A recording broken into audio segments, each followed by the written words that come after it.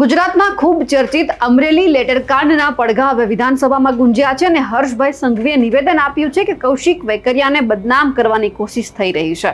તેમના ઉપર જે દાગ લગાવવામાં આવ્યા છે બધા જ ખોટા છે, એક નિર્દોષ ચહેરો છે તેવી પણ વાત કરવામાં આવી છે। પણ હવે આમને લઈને અનેક સવાલ ઉઠી રહ્યા છે હર્ષ સંઘવી ઉપર। નમસ્કાર, નિર્ભય ન્યૂઝ સાથે હું છું રિદ્ધિ। અમરેલી લેટરકાંડ સામે આવ્યો, દોષિતોને સજા કરવામાં આવે એવું હર્ષભાઈ સંઘવીએ નિવેદન તો આપ્યું વિધાનસભાની અંદર અને કહી દીધું કે જેમનો વાંક હતો એમને સજા પણ કરવામાં આવી છે, દોષિતોની સામે કડક કાર્યવાહી પણ કરવામાં આવી છે। એટલે આખો મુદ્દો ગુંજ્યો અને હર્ષભાઈ સંઘવીએ કૌશિક વેકરિયાને બચાવવાના તમામ પ્રયત્ન કર્યા। એટલે હવે જે ત્યાંના સ્થાનિક આગેવાન છે અરવિંદ રાણપરિયા તે ફરી એક વખત મેદાનમાં આવ્યા છે અને તેમણે જે ખુલાસા કર્યા છે તે સાંભળીએ। નમસ્કાર, વંદે માતરમ, ભારત માતા કી જય, જય ભગવાધારી।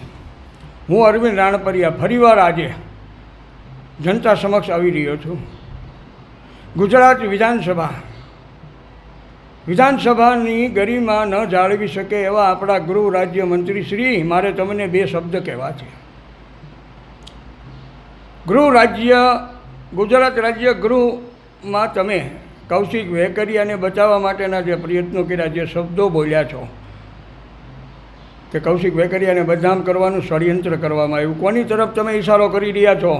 મારે નામ નથી લેવું, પણ જેની તરફ તમે ઇશારો કરી રહ્યા છો એની પાસે તમે એક નાનું એવું છોકરું કહેવાઓ સાહેબ, જેણે ભારતીય જનતા પાર્ટીને ઊભી કરવામાં પોતાના લોહીનો પરસેવો પાડ્યો છે, એવી વ્યક્તિ તરફ તમારો ઇશારો છે। તો સાંભળી લો ગૃહ રાજ્યમંત્રી સાહેબ, તમારા ઈશારે કૌશિકભાઈના કહેવાથી આ દીકરી સાથે અન્યાય થયો છે। તમે જેની તરફ આંગળી ચીંધવાનો પ્રયત્ન કરી રહ્યા છો, સાંભળી લો સાહેબ, એને તો મુખ્યમંત્રી શ્રીને પોતાનો નાર્કો ટેસ્ટ કરવા માટે લેખિતમાં આપ્યું છે। તમે એને કૌશિક વેકરિયા તૈયાર થઈ જાઓ। આ તમારી જેવા બિન આવડતવાળા માણસોએ ભાજપની ભૂ કાઢી નાખી છે ગુજરાતમાં।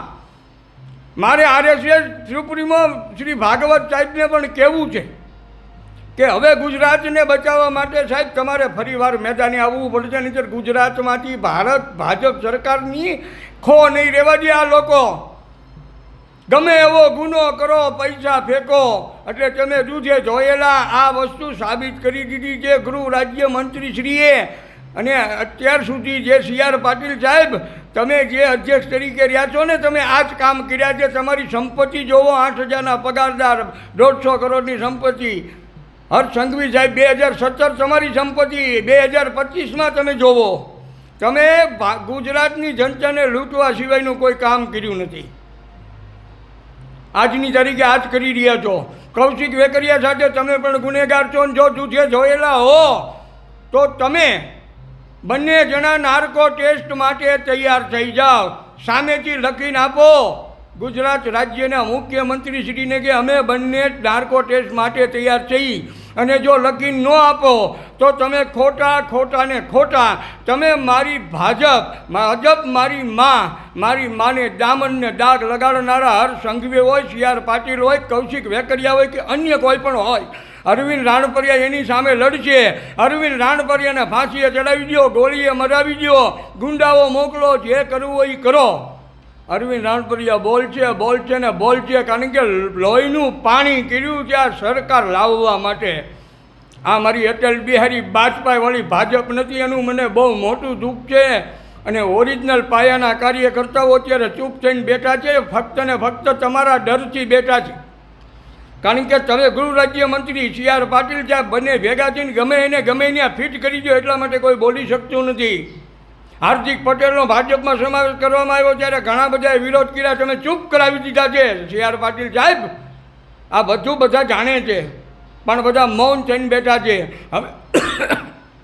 હવે ગુજરાતમાં ભારતીય જનતા પાર્ટીની સરકાર લાવવામાં ફીણ આવી જવાના છે। મારા શબ્દો યાદ રાખી લેજો, કારણ કે તમે પોતે જ ગુનો કરો છો અને તમે પોતે પાછા નિર્દોષ માણસને આંગળી ચીંધો છો। તમને ગૃહ રાજ્યમંત્રી તરીકે સ્વીકારવા કેમ? શરમ છે, શરમ?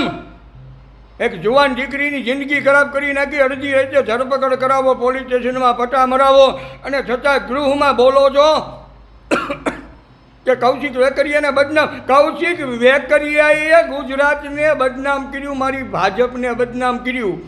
તમે એના સહયોગી છો. તમે પણ મારી ભાજપને નુકસાન કર્યું છે. આજીવન તમને સી.આર. પાટીલને અને કૌશિક વેકરિયાને આજીવન ભારતીય જનતા પાર્ટીમાંથી સસ્પેન્ડ કરવા જોઈએ. અને દેશ લેવલે, ગુજરાતમાં નહીં પણ દેશ લેવલે ભારતીય જનતા પાર્ટીમાં એક છાપ બેહાડવી પડે કે ખોટું કરે એને છોડવામાં નથી આવતા. પ્રજાનો વિશ્વાસ ગુમાવી ચૂકી છે આ સરકાર. શરમ આવવી જોઈએ. હર્ષ સંઘવી સાહેબ, શરમ આવવી જોઈએ. બધું સત્ય જાણવા છતાં તમે આજે કૌશિક વેકરિયાના બચાવમાં આવ્યા છો. તમે પણ ગુનેગાર છો ને છો જ. ન હોય, તમે ગુનેગાર નથી એનો તમને ભરોસો હોય, નાર્કો ટેસ્ટ માટે તૈયાર થઈ જાઓ. તમે કૌશિક વેકરિયા બંને પાયલ ગોટીમાં ગુનેગાર છો ને છો. હવે મને પૂર્ણ વિશ્વાસ થઈ ગયો. અત્યાર સુધી શંકા હતી, હવે પૂરો ભરોસો બેસી ગયો કે તમે જે કૌશિક વેકરિયાની ફેવરમાં બોલ્યા છો. એટલે એક વસ્તુ ક્લિયર છે કે તમે કૌશિક વેકરિયા સાથે એટલા જ સહભાગી છો. એ દીકરીના તમે ગુનેગાર છો. હવે તમારે સત્ય સાબિત કરવું હોય ગુજરાતમાં તો અરવિંદ રાણપરિયાની ચેલેન્જ ઉપાડી લ્યો. નાર્કો ટેસ્ટ માટે બંને જણા તૈયાર થઈ જાઓ, હર્ષ સંઘવી સાહેબ અને કૌશિક વેકરિયા. અને કૌશિક વેકરિયા, હજી એકવાર મારી ચેલેન્જ છે તમને. ધારાસભ્ય પદ તરીકે રાજીનામું આપી દો. આપણે બંને અપક્ષમાંથી લડી લઈ, જોઈ કોની લોકપ્રિયતા છે. સત્યમેવ જયતે. આવી જાઓ મેદાનમાં. ભાજપ મારી માના દામનને દાગ લગાડનારાને અરવિંદ રાણપરિયા છોડશે નહીં. આ તમે લખી રાખજો. વંદે માતરમ. ભારત માતા કી જય. અરવિંદ રાણપરિયાના નિવેદનને લઈને આપનું શું કહેવું છે? કમેન્ટ કરીને ચોક્કસથી જણાવજો. સાથે જ અમારી નિર્ભય ન્યૂઝ ચેનલને લાઇક, શેર અને સબસ્ક્રાઇબ કરવાનું ભૂલશો નહીં. નમસ્કાર.